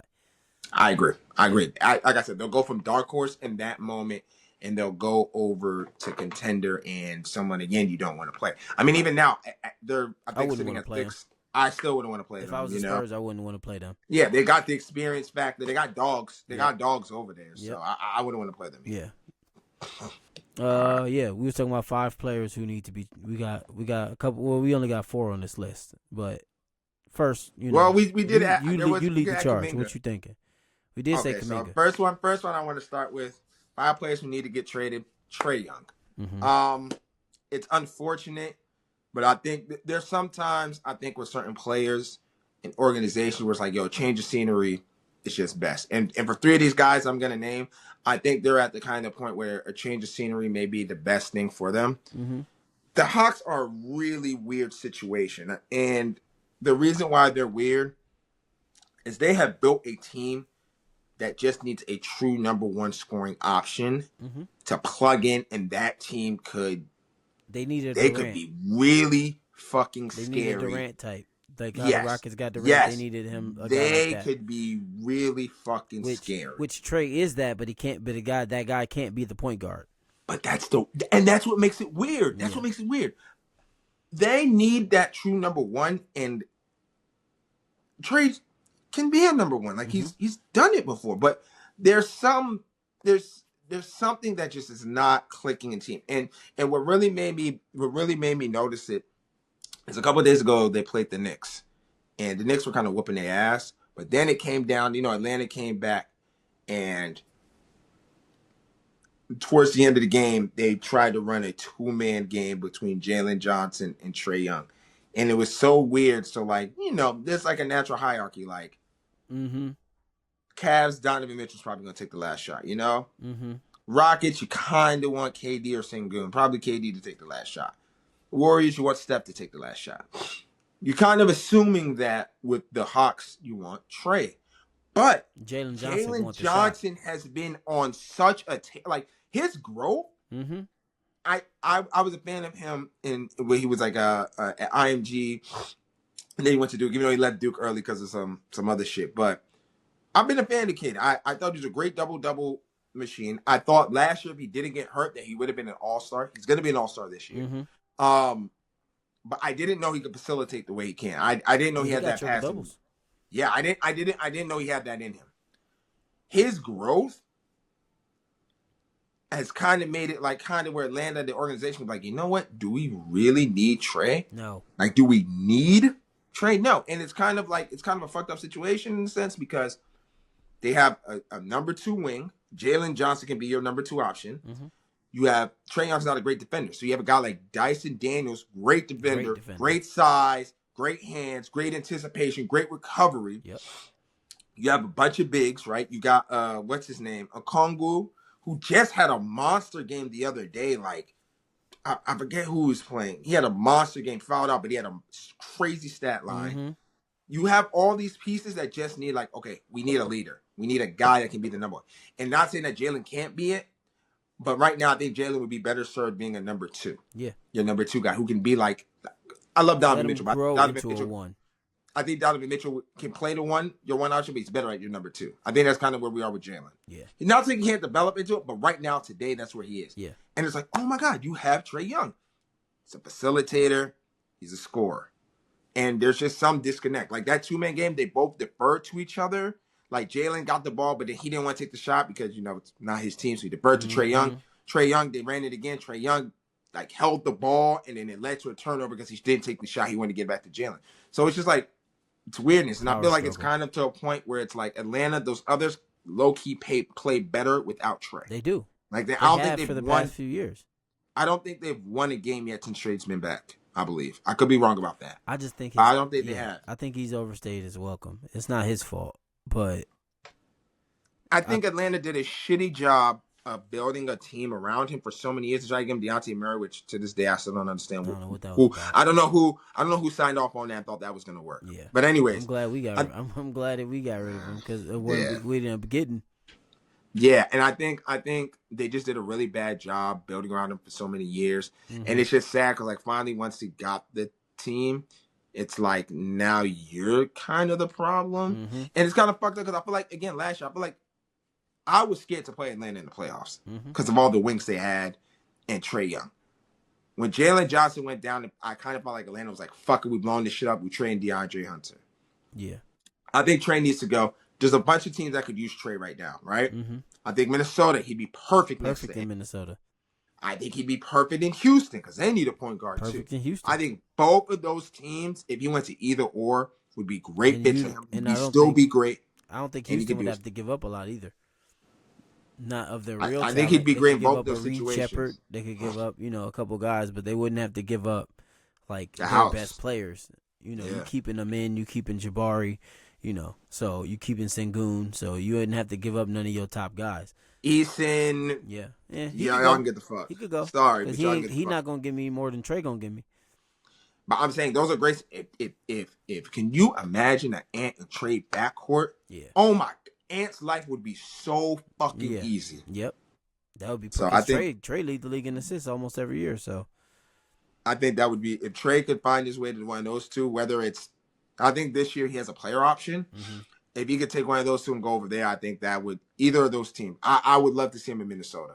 So Yeah. I think that'd be a great duo. Bet. I think that'd be a great duo. Yeah. I think that would take many from dark horse to contender. And he got the same kind of personality to fit with Ant because Trey he a dog. He a dog. So Ant a dog. He an asshole. So he like being the villain. Yep. I think it'd be perfect. Yeah. Another name on this list. I'm gonna go with the Anthony Davis. Anthony Davis sweepstakes. I think it's time. Like, it sucks because you still really don't know what this team could be because Kyrie's not there yet. So you really don't know what they are. So it's like, but I think AD was only brought in because he was Nico's guy, and Nico's gone, and AD keep getting hurt, and he's the guy with the most trade value on the team. So if you want to build, and he's getting the most money, you're not gonna bring him back next year. You can't pay him that money. Cooper is the guy. I think it's time you just cut your losses, build around Cooper. Period. But let me ask you this: you lost Luka, you didn't get shit. Oh well. What do you do with AD? Like, do you think is there a market for AD right now? Yeah, somebody want him. Somebody want him. What does that package look like? Are you getting players back? Or you like if you were Dallas? Because here's the thing, and even with Trey, people talk about like, oh, you got to get players back for them or a lot of draft picks. I'm honestly now thinking about a team like OKC that has stockpiled these draft picks. I'm kind of the nature now, like the mindset, like, yo, I kind of just want draft picks back, bro. Like, especially for like a team like Atlanta and the Mavs, like, I don't really think you're not going to get a AD quality player, like, you know what I mean, talent wise. If I can get a young guy back, like if I could, I'm trying to think of the right team because that's the problem with AD right now is I don't know where you would go. Yeah. Like Trae Young, I think could have a market. There's a lot of guys got a market, but AD, he would have to go somewhere. He'd have to go to a contender, like someone that wants to win right now, that he could fit in, and he wouldn't decimate them because of his health and contract. Only one is probably Golden State. That's what I was gonna say. If you can't get Giannis, AD, but again, that's a bunch of old motherfuckers. Like you're doing the Lakers thing because you can get Kuminga out of it. Kuminga in Dallas. Now, I don't know if Kuminga and Flag can play together. I feel like Kuminga kind of do what Flag want to do. So I just don't know how that fits. But I just don't know how many other teams you could send him to. Because if you are the Mavericks, you do want draft picks. Yeah, you want to put young guys. You got to go young. Because they also got to have to figure out what they want to do with Kyrie. But that's not. I'm like, you got to give that Kyrie one chance. It's not a decision you make this year. You wait, see how he plays. I don't think he's gonna play this year. I think you wait, see how it looks. He better next not year, play this year. And you just put some young guys around Cooper Flag because Kyrie can be kind of the wise old owl in the room who can guide these young guys and give them the right tools to be the pros. But you got to put young guys around Cooper. I think that's the only. You got to go the Spurs route. You got to go to OKC route. You got lucky and lost Luka and got Cooper Flag. I agree. A star and got another star. And you got a guy who could be just as good as fucking Luka. If we're being honest, he could be just as good as Luka. He might not score as much, slow, but he could be just as good as Luka. Like he started slow, but he's picked up and he only started slow because AD was in the way. That's what I was just about to say. To your point, when AD went out, we saw Cooper pick up. Yep. And he's picked up and he hasn't put it down yet. Yeah. Has he picked up and got his confidence? Because he knows it's his team. He got confidence, bro. Yeah, he knows it's his he team. kind of sat there and kind of like played off 80, and the weird point guard experiment Jason Kidd was running with. But now he's comfortable. He's looking good. He's looking good. Because it's like if you keep AD, what's his contract for next season? Because I just don't think you can let him eat up $55 million. He's getting 54 this year with a total remaining value of 126 over 3 years. You can't give up. You can't do that. Yeah. You can't give up 60. What is that? 50 million? No, it's not 50 million. It's like 40 something million. Let's see. His contract is notable for being one of the richest in NBA history, averaging around 62 million per season through 2028. Jesus, that nigga AD got fucking paid, bro. Rich Paul is that the GOAT. boy But hey, young nigga, Rich Paul is the GOAT. He's the greatest agent of all time, probably next to Drew Rosenhaus. The way he be getting these niggas paid, he got Tristan Thompson paid. So I don't know what voodoo he working, but hey, whatever. But I just think you gotta. But you can't be paying. You cannot possibly pay $62 million a year to Anthony Davis, who's only playing 50 games a year. It's not possible. Now I don't know who's gonna take that contract on, because that's too big a contract for a team like Golden State. They got rid of Clay because they didn't want to be in the second on his contract. 3. How many years on AD's contract? 3 for 126. I think they might be stuck with him, but I mean, you should move on from, because I love AD. He's one of my favorite players. He's one of my favorite players. I mean, him, John Wall, DeMarcus. Well, I'm a Kentucky fan, but at this point, if he's in the way of Cooper's development, I think you say fuck off AD and keep Kyrie. But how you get rid of him? I just don't know. I know. I just don't know who takes that contract on. That's a big contract to take on. And I'm not sure. And again, I'm not sure how big the market is for AD right now. Yeah. We didn't get to see how big the market was because they just did a trade behind everybody's back. Yeah. So really, and the injuries are a significant concern. Yeah. They're a significant concern. Because I don't see none of those top teams really making a splash to get him. Maybe, like I said, maybe a Warriors team would make a splash, but that's a lot of money to give up. And you paying Draymond like 40 or 30 or something like that. So you paying Steph 60. You can't pay a guy 60, pay another guy 62, and then pay Draymond 30. That don't work. So it has to be a team that got money to spend, but you ain't gonna probably win. Yeah. You know, like I don't see a scenario where you can even move him. I think you kind of stuck with him. At least for the next year. Maybe in the summer, some guys move stuff around, and then they got the 3-team trade where we move. We balance the books, something like that. But as of now, I just don't know if I see them going anywhere. I think they're gonna kind of be stuck with it. But it's like one of them things where, hey, they playing with house money anyways, and they don't got to pay Cooper for another 7 years. No minute. 7 years.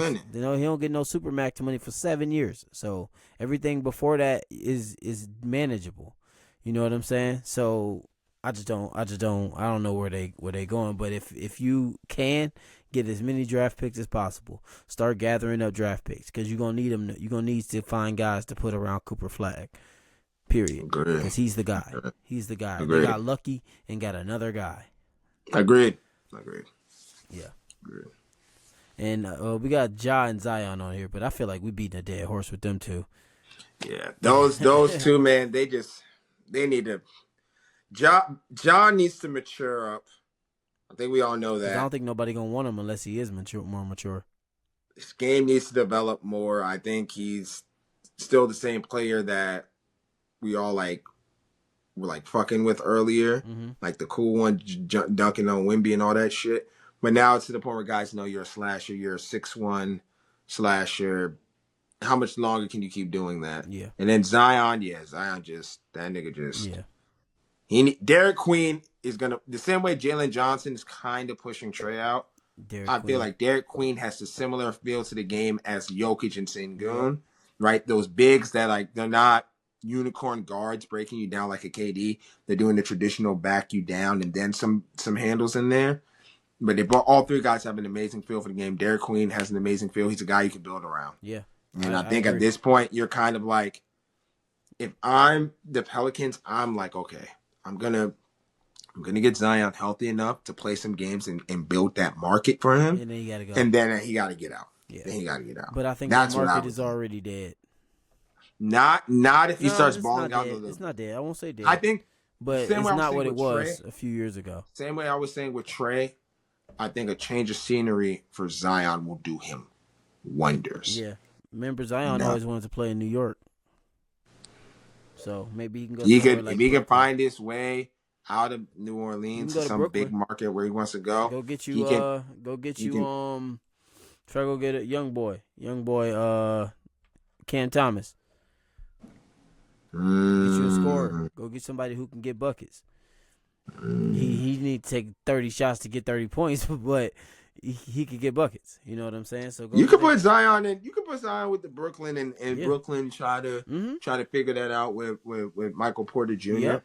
You could do something with that. So I think they another team and he another guy who need a new change of scenery. In a perfect world, you know where Ja would go that would work out and he'd get right back on this shit.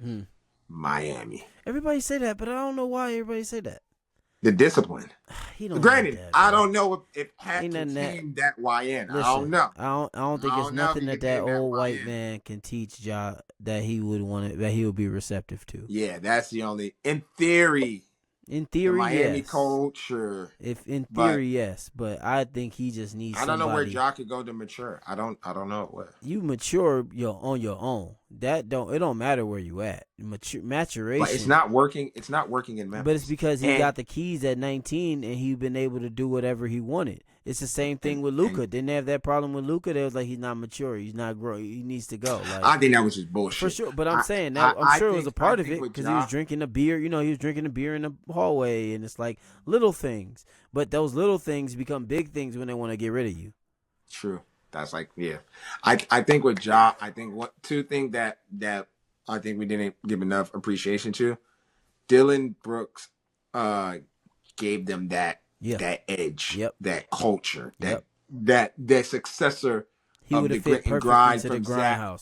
Yeah, from the Zach and Mark days. Bang shooting spread the fuck out of the floor for Ja. He doesn't have that spacing. They don't have that same toughness because Jaren Jackson, he's not an offensive threat for real outside of shooting the three. So I don't know. I just feel like he needs a change of scenery somewhere where he can go and almost still be the guy. I don't know where that is. I don't know where per se, but I do think a change. Again, I think there's a market for him. I think there's just a lot of question marks around the maturity aspect because the other day they were playing the Wizards. They were down 5. There was a stupid turnover by the Wizards. This dude hit a 3. I ain't gonna lie, the celebration was pretty tough though. He did the look. He did the jump where he acted like he was shooting, but then he put his hand down. I was like, dog. I was like, motherfucker. Like that's like Gilbert. That's like it's the same mindset when Gilbert had the gun incident. This motherfucker came in the fucking warm ups and did the finger the finger guns. Like come on, bro. Take it serious, bro. Like you just said, right? The little things. Yep. It's like, all right, y'all. All right, bro. Like we trying to root for you, my nigga. You let Ant take your trap right now. You're making Ant take your trap right now. Yep, pretty much. All right. Well, we gonna stop there.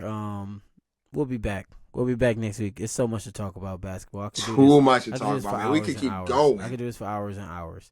You know what I'm saying? But I got the baby upstairs. I gotta go get to the baby. Yeah, so, Papa Mom, man. You already know. Papa Duby, bro. Yep. But that was Deep Dive Hoops. Subscribe, please, to the Deep Dive Sports Network. Join our Patreon. There'll be some new stuff on Patreon this week, some content, and just keep supporting. We've been slowly growing. It's a slow build. You know what I'm saying? It's about that consistency. Yeah, man. It's baby steps. Yep, baby steps. So, all right. Love you, cuz. I'll holla at you. Love you too, man. All right, peace. Appreciate y'all. Yep, peace.